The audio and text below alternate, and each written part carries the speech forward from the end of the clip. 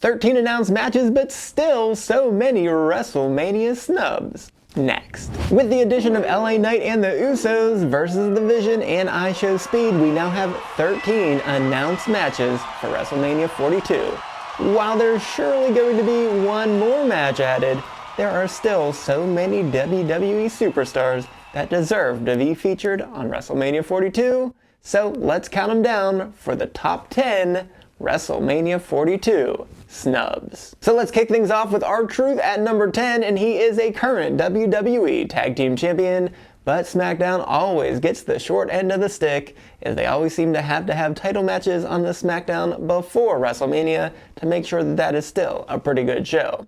And in this cycle, we also had the Ron Killings era. Yeah, that does feel like a long time ago, but Truth had 2 one-on-one matches against John Cena, in addition to him coming back after being fired to interfere in Cena's tag team match at Money in the Bank.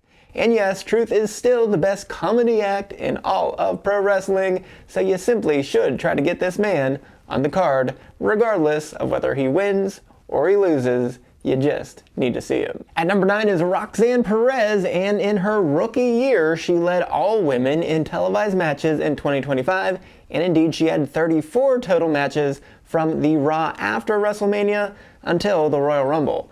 Unfortunately, that appearance in the Rumble was her most recent match, or surely she would be higher on this list.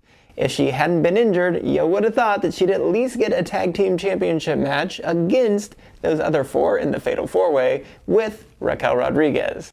But I guess she's gonna have to settle for being involved in Liv's title match instead, but that really isn't enough. At number 8 is Solo Sikoa. He was left off of last year's WrestleMania card, and it appears that he is about to repeat that feat. He did win the United States title at SummerSlam, and he had a 2-month reign there, and then he won the tag team titles in January and had another 2-month tag team title reign. But of course, the other members of his group lost that title for him. So 4 months with the titles, that's a pretty good year for most people, right? Well, he also made the semifinals of the Last Time Is Now tournament before falling to Gunther.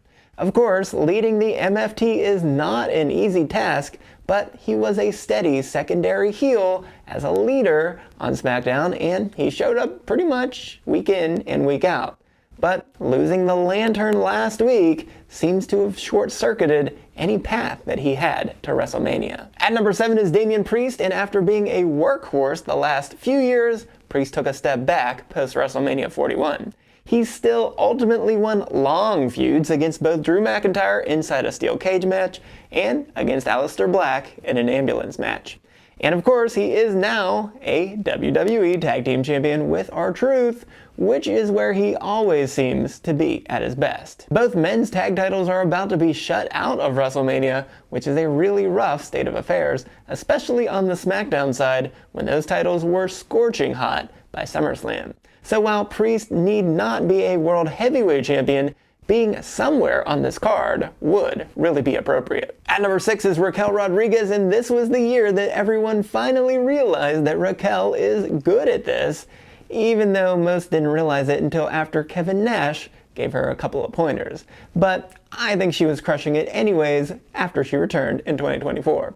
Regardless, she won back the women's tag titles on the Raw after WrestleMania and held them until SummerSlam with 2 different teammates. She also came up short in a bunch of title matches after that, but she was still a significant threat on the Raw women's division. She really stepped it up in Liv's absence, and like I said with Roxanne, she really should have at least gotten another opportunity at those women's tag titles at Mania. But perhaps whatever she does in Liv's title match will be worthy of being remembered as a WrestleMania moment. So as we split the countdown, let's list out a couple honorable mentions here. And on the men's side, we start with El Grande Americano, the real one, as Corey Graves would say. He took that gimmick from the original El Grande Americano and ran with it. And he has been featured more than the original ever since his return at the Royal Rumble. So it makes more sense to get this El Grande Americano on the card. And we also have Aleister Black, who is simply one of the best in-ring talents that we have, and perhaps the heir to the throne that Karrion Kross sadly left behind. Perhaps he can be involved in one of the matches backstage, but he should have gotten a chance in a multi-man match that unfortunately only the Raw roster got the benefit of this time around. On the women's side, we have Chelsea Green, and how injured are you, Chelsea? We saw you kick and make a field goal at the Steelers and the Panthers practice facility a few weeks ago. And you had both the end of your first term and your whole second term as Women's United States Champion in the last 12 months. So if you could get healthy enough, I really think you should be able to be included on this card. And we also have Kairi Sane, who really is the focal point of Io Sky and Asuka's feud, and she's been playing her role incredibly and hilariously well. She certainly deserves a big payoff at Mania, so whether that happens in a match as the Kabuki Warriors in that tag team title match, or as the middle person in an Io Sky versus Asuka match, well, she certainly at least deserves to be featured either way. At number 5 is Julia, and she is the current and also a 2-time Women's United States Champion, and you'd think it would be smart for WWE to put this title on the WrestleMania card to try to give it a little bit of credibility. And she has held that title for more than 7 months combined, easily surpassing Chelsea for the most all time.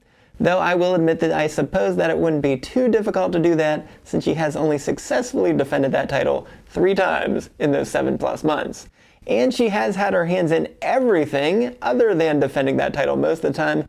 And do you remember just a couple months ago when she was trying to be a triple champion around the Royal Rumble and then at the Elimination Chamber? Well, you can't fault her for simply doing everything that she's been asked to do, and for doing it pretty well. At number 4 is Ilya Dragunov, and he did not return from injury until the October 17th SmackDown, and he immediately won the United States title in an open challenge against Sami Zayn. He then had successful, very hard-hitting title defenses until Carmelo Hayes beat him on the last SmackDown of 2025. Yes, he lost to Hayes 2 more times after that, and he is now questioning himself, which means he was cooled off at exactly the wrong time.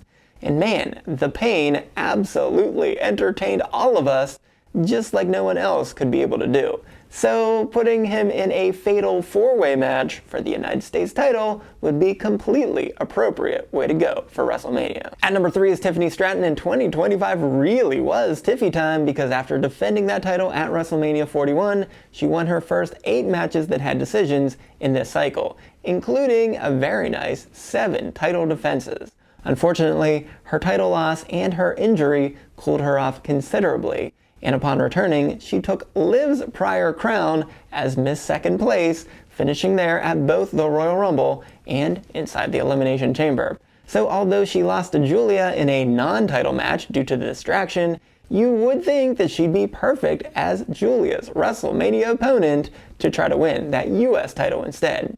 Because if that doesn't happen, it truly would be wild for last year's WWE Women's Champion to be completely off of the card. So at number 2 is Io Sky, and as I was saying, it would be truly wild for last year's Women's World Champion to be completely left off of the WrestleMania card, because she also successfully retained her title at WrestleMania 41. So while she held that title until SummerSlam, she was mostly MIA because she had 0 title defenses. She did have an amazingly fun 2-month tag team title reign with Rhea, but her win inside the chamber left Io with no title chances this year. The long festering feud with Asuka should culminate at Mania, and it still may, though apparently, according to reports, that's coming down to the health of Nikki Bella. Because if Nikki is healthy, then Io will get her one-on-one match against Asuka.